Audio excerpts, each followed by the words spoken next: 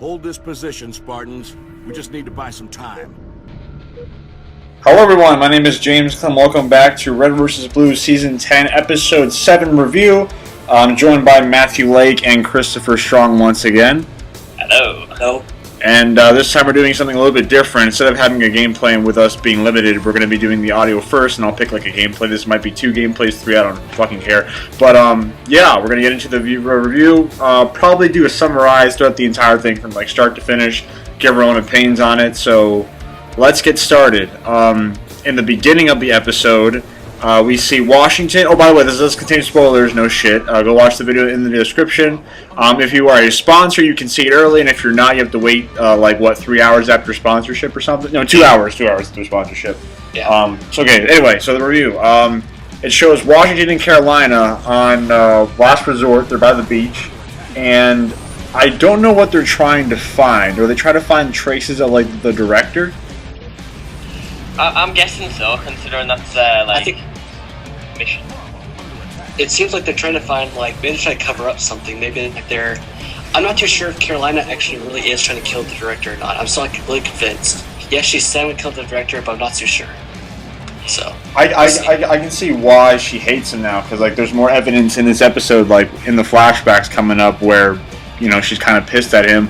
But, I actually missed something in the last episode, and it kind of relates to the meta, where if you hear after Carolina walks away from the generator, she says something like, I forget what she says, but she's like, oh, I hope Maine's alright, or that sucks for Maine. She's like, concerned for Maine. So I think at this point it's confirmed that they're not really in a relationship, but they're really connected somehow, and the meta's transformation is really going to fuck her up in some way.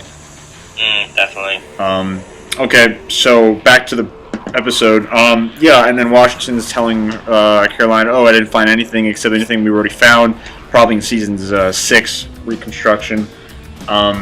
And now their next objective is to go to Sandtrap, which is where CT is. And if you don't know CT at this point, I'm pretty sure CT's been confirmed to be dead. She was. Well, no, was it she? Was it her boyfriend or brother or whatever? Oh, really? It was a guy voice. It's the same guy voice as the guy with the pill on his suit. Guy Michael Joplin. I thought CT was the same chick in the 7th season. Her voice box was just kind of fucked up. Why was her voice box her? No, that's what I was presuming it, because we don't know the relationship between those two characters, the ODST and CT. Yeah, there could be brother, there could be boyfriend and girlfriend, or whatever. But my opinion is that they're brother and sister, so they're the male and female versions of one another. Uh-huh. So basically, her voice changer makes her sound like the male equivalent of her, which is her brother, which is him. This is my opinion. This is not a fact. That's why I think it might be her, just with a voice changer. But in this episode, the director does comment on about how the armor shouldn't fall into the wrong hands. Uh-huh. So CT could get killed, and then he could take her armor. And he could be the person that we saw in Season 7. Yes, exactly. Yeah. Okay. Just remember, also, Red vs. Blue, anything is possible. Come on, we go from ghost to AI to whatever, Okay, I never thought about that, because for a second I thought that CT was... Because in Season 7, I think that they implied that it was a voice box error or something. Which is why, he was she was talking such a deep voice. But that does make a lot of sense. I don't know if it's true, but if it is, I wouldn't be surprised. That actually makes a lot of sense. Okay. Well, only question is, how the hell does she die, or if she even is dead? But, so, at this point, is that guy confirmed to be dead? Or is, the person we saw in Season 7, is that person, CT, or the boyfriend guy, is dead, or is he just knocked out or something? Well, I got lasered through his chest, and I got buried. I'm pretty certain he's dead. Oh, yeah. Okay. Well, I'm guessing we'll find out which character it is in this season, probably in the next few episodes, because... well, John Brent got shot and buried, and he's still alive. Yeah. Anyway. Yeah, that's... Yeah. Oh my god, the transition between this scene and the next I thought was fucking brilliant. I actually got goosebumps, because I thought that we were going to see the PAX fight scene when I went to Longshore. Yeah. I was like, no! But it was still pretty cool. Not till later.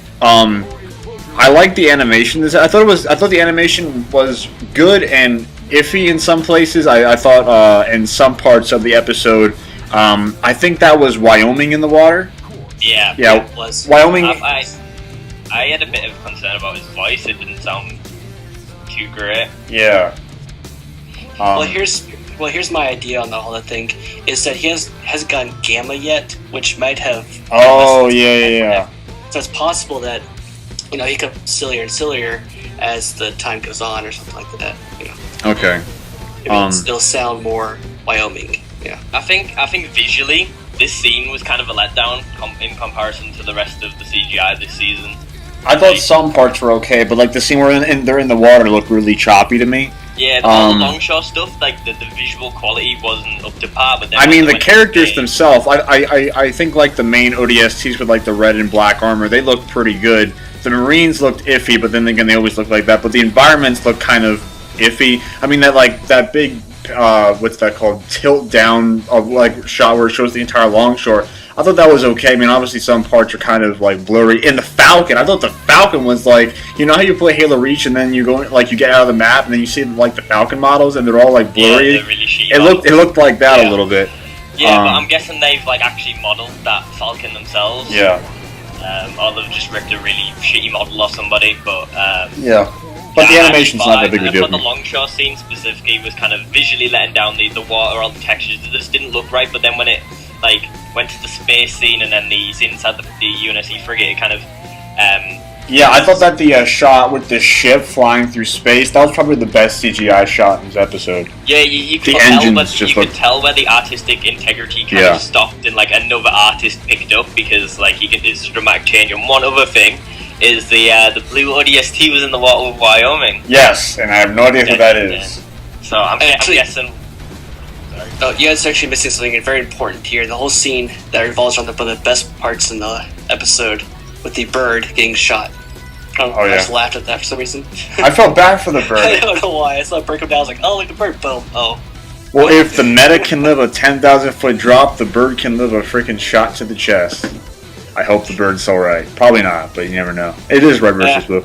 And then, we see CT walking out with supposedly what we think is her boyfriend. And then we find out, well, I think we knew this already, but the director finds out from Carolina that CT is an asshole, and she is not on their side for whatever reason. I still don't know yet, or we still don't know yet. And I don't know why the director kind of lashed out at Carolina. I mean, she's asked a simple question, but maybe that's showing why Carolina hated the director so much. And plus, she hasn't gotten any of the AIs yet, so it's probably going to get even worse. Not to mention the whole main thing is going to fuck her up. So she's going to get pretty banged up. One thing I did notice in the Longshore scene, just prior to that, you know when the guy's got his knife and he's like sharpening his stuff? If you look in the background behind it, the guys with the they're spray painting it. They're building a nuke in the background. If you see them, they've got like a nuke there. Cool. I noticed that now. Yeah. I did not. Good eyes. Oh, and also the Oversight Subcommittee Assistant Chairman. Oh yeah, I have no idea who that is. No idea. Announced name. Yeah. His voice sounds familiar, but I don't know who he is. He didn't sound like the guy who Reconstruction. Oh, okay. I thought that was just the black guy with a different voice. No, that's the Oversight Subcommittee Chairman in the Season 6 Reconstruction, during the letters. Okay. But back and forth, yeah. So after that, after Carolina tells the director, the director says to the black guy, I don't know, Chairman, is that his name? Councilman, the black dude. Here. It's like a racist here. He tells the black guy that they made a new fragment, or a new AI fragment, and they want to match it up with somebody. That could possibly hint towards Carolina, the new AI, and I don't know exactly what AI they created that would be new. Oh, maybe it's Epsilon. Was Epsilon created already? No, I'm hoping. Yeah, I'm hoping that actually it had to be Gamma or Omega or one of the other ones that are inside the meta that we don't know yet. All right. Yeah. Maybe just run this idea out there. You know, we're trying to find a pair for the new AI. Maybe when Carolina was questioning about basically questioning if Texas would come and help with the battle, which is going to be a long shot, obviously. Maybe she gets the Omega AI and just fucks shit up. Maybe. Well, I'm thinking that, there's 2 AIs that we have yet to ever see that are supposed to be in the meta, at least according to the symbol. And so, I'm assuming that those 2 are probably what Carolina got. So they probably haven't been announced quite yet. Alright. Probably later on this season. I was quite surprised to find out that the ODST with the kiss symbol on the chest plate was actually a girl. I actually don't. Yeah. I don't remember who she is. If we saw her in season 9, she was never actually introduced. And this is her premiere. Or wait, I think she kind of was, but her face wasn't introduced. I think in season 9 when Carolina. Yeah, she was in the battle. Yeah, and I think she got stabbed by Maine or something. Or someone. I need to watch season 9 again. With the robotic arm. Anyway, we go back to present time with Caboose and Tucker and Church. They're talking about, Church is explaining to Tucker his circle jerk of friends, and and the Caboose humor comes back, and I mean, at this point, it's like, no, go back to the flashbacks. I want to know, I want to learn more. But I mean, I did chuckle at Caboose's retarded humor. Wrote his name with his tongue and his helmet. yeah. I thought that was kind of funny. So. What was it? They can't read anymore. I can't read or whatever. I forget the name. I think he was trying to say his name, but he probably misspelled it in some way, and he wrote something else. How do you write something with your tongue? And then Tucker's just talking to him, and then after that, I think it goes back to the flashback again. And because the scene with all of them eating food. Oh yeah, Washington with the bendy straw. Eating his helmet. Yeah. Yeah. I think that's several references to previous episodes, like spitting inside your helmet and stuff like that. Yeah. No, I thought that was kind of cool. And so yeah, York and North are talking about AIs, and Theta shows North his whole little fireworks display, which I thought was interesting. And then York comes in, he's like, oh, I want to talk to.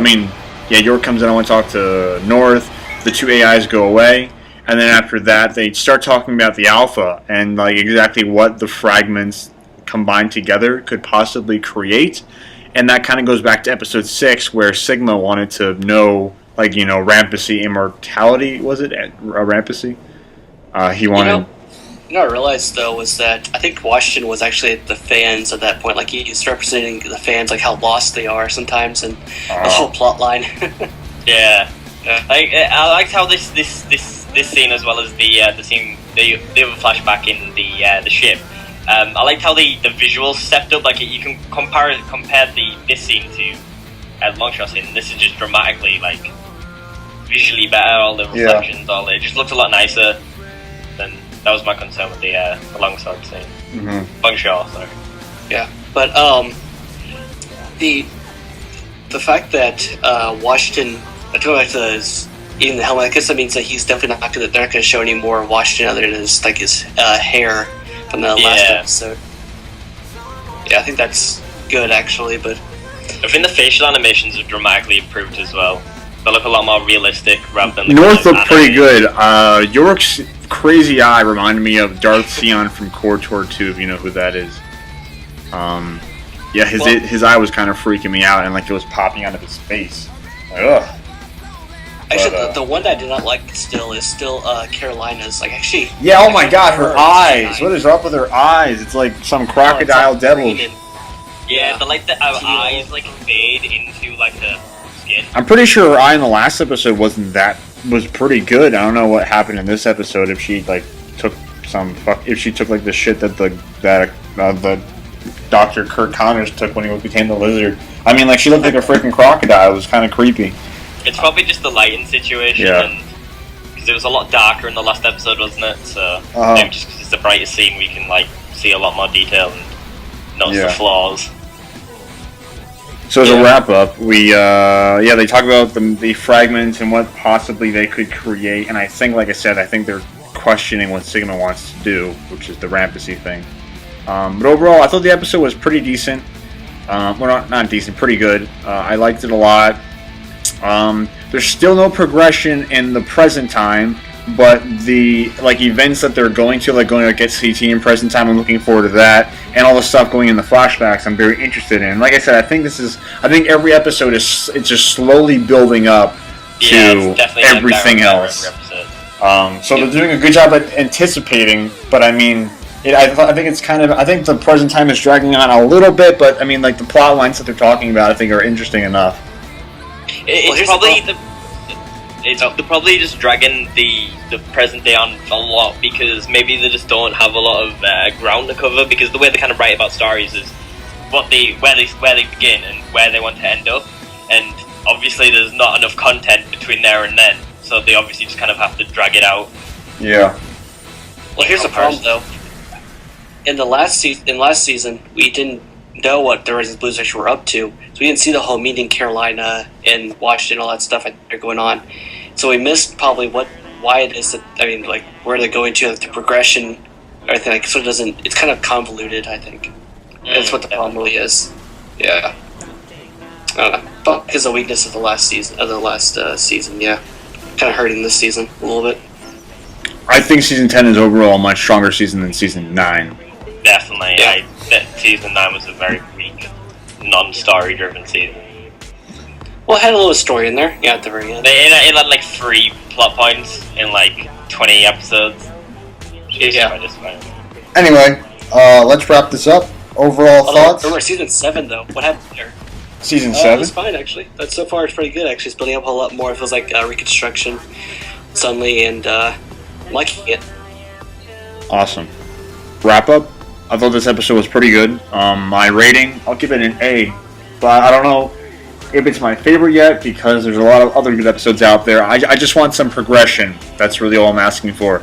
And it was a little over 5 minutes, but whatever. I thought it was pretty good. I give it an A. I think I'm going to give it an A minus. It was definitely a very good episode. I really liked kind of flashing back multiple times. It was a longer episode, which I'm kind of starting to enjoy. There was a few visual flaws, like the shoulders not being aligned again, and the visual issues in Longshore. But other than that, I really did enjoy the episode. A minus. Yeah, what you guys said. So pretty much A minus. Probably. Okay. Agree. A minus. Okay. Yeah.